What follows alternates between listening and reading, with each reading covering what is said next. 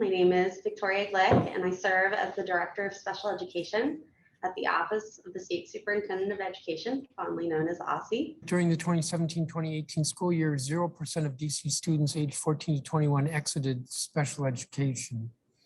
That ranked DC last in the nation. I do acknowledge that, yes, that data is correct.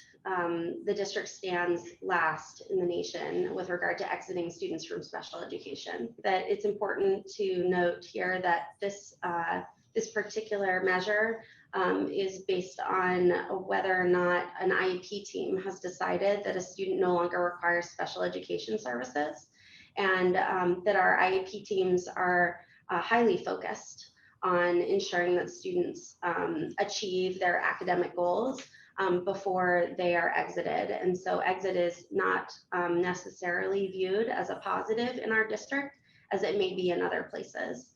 Well, I'm not sure I'm going to agree with that.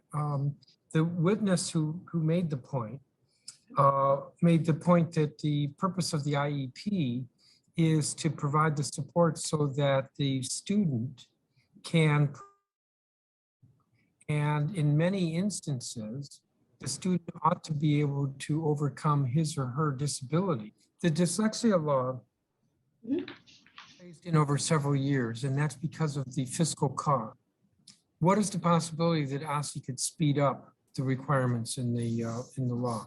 And those include delivery of a professional learning series for our educators, awareness training on identifying reading difficulties, putting together the list of the recommended screening instruments that the Act requires, and also developing our guidance on specialized remediation so that we can in fact meet the requirements of the law to implement those tools and train our teachers and engage our public in school year 22-23, which is shortly upon us. You know, the very disturbing allegations around, you know, some LEAs saying, I'm so sorry, I just don't have the capacity to do your evaluation at this time.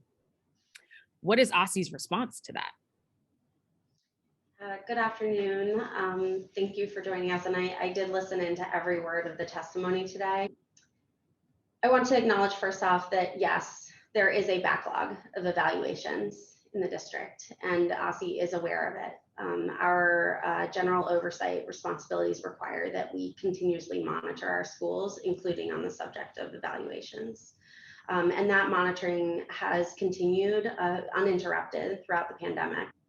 No portion, including evaluation of IDEA, was on pause during the public emergency. And so we have been working closely with our LEAs to support their completion of the evaluations timely to the greatest extent possible. What does that mean by supporting the LEAs? How?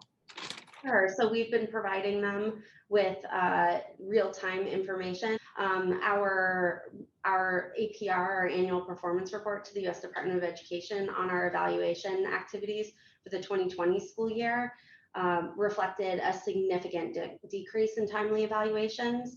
We're in the 60% arena. I'm curious how OSSE is sort of fitting into this conversation around finding staff who can conduct the evaluations, in particular psychologists. The testimony earlier today of saying psychologists are hard to find. So we are exploring creative concepts, such as reciprocity, that could help ease this. Ms. Glick, I hear you, but I'm asking a very specific question around, are these conversations actively happening with the Department of Health? If everybody's having a problem here, are we just talking in silos? Are we actually working together to get to where we need to go as a city? Yes, and I can understand your urgency. OSSE is currently engaged in conversation with the Department of Health around the reciprocity and the cross-state line reciprocity for student service providers to receive services through telehealth when a provider or a student is quarantined. If an LEA leader called you tomorrow and said, I do not have the capacity to conduct the evaluations, what is OSSE's response as the state education agency? Yeah, thanks for clarifying. So OSSE is training our LEAs on how to address these backlogs? I think for a lot of our parents who have children who are going through a variety of things, the last 2 years have been really difficult. And unfortunately, even just on the evaluation side, parents want validation that what they think is happening is not an aberration, but that their children is going to get help, whatever that is, whatever that might be. I hate that I'm getting emotional about this, but I feel like we have a problem here. And unfortunately, from you and your responses to my questions, just even on evaluations, it doesn't even feel like we have some type of statewide plan to get the professionals in the building. Everybody's, oh, it's a problem, it's a crisis or whatever. But like, I don't hear any type of urgency from anyone. And I don't want to deflect this on you. It doesn't sound like OSSE is doing the real oversight accountability piece. I am looking for our government to have a better response in terms of how we are recruiting, retaining, training up our own talent, providing services, providing options, as opposed to just telling families, I'm so sorry, you have to wait. That we hear from schools that students aren't eligible for special education until they are 2 years behind. Acknowledge that it is, as a parent, it is exceptionally frustrating to hear from a school that there is some rubber stamp requirement to access this process. OSSE issues state level guidance communicating the eligibility process. We are also beginning this summer, embarking on training, dedicating significant amounts of our recovery resources to ensuring that our LEAs understand their obligations with regard to evaluating students. We are dedicating resources to expanding their office to include this parent resource center, which will be a physical location. But more importantly, because we know that our families are hesitant to access in-person supports, it will also house a parent call center that will allow families to call in to this single access point to receive information from special education experts. What's your response to that? The IEP classifications need to be updated and include more types of disorders and be specific to the diagnosis of the child. Our Chapter 30 regulations, which are will go live, as I like to say, are effective this summer, are updating our classifications significantly.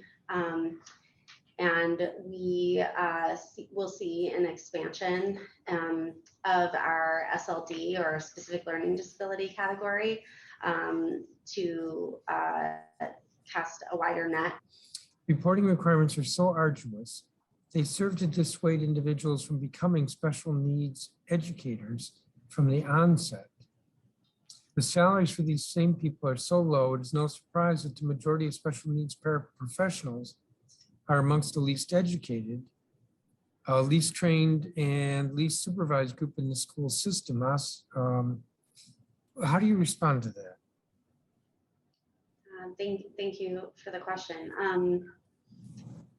Our oversight activities are federally mandated, and they do include rigorous requirements. As I noted in my testimony, this is a civil rights matter. One area that we are specifically dedicating some of our recovery resources towards is ensuring that those support team members who really bolster the ability of our special educators to perform their primary duties is to ensure that those paraprofessionals are receiving adequate training across our system. What is still not clear to me, even after looking at this very nice PowerPoint presentation, is like, what's the goal? It says set clear and high expectations. What are those? Like, are we saying we want special education students to move X percentage points or demonstrate blah, blah, blah? We discussed today, we want to see improved PARCC rates. We want to see improved graduation rates. So first off, we are engaged in rolling out micro-credentials for special education. essentially strengthening the capacity of our special educators that exist in our system. That's going to conclude this hearing.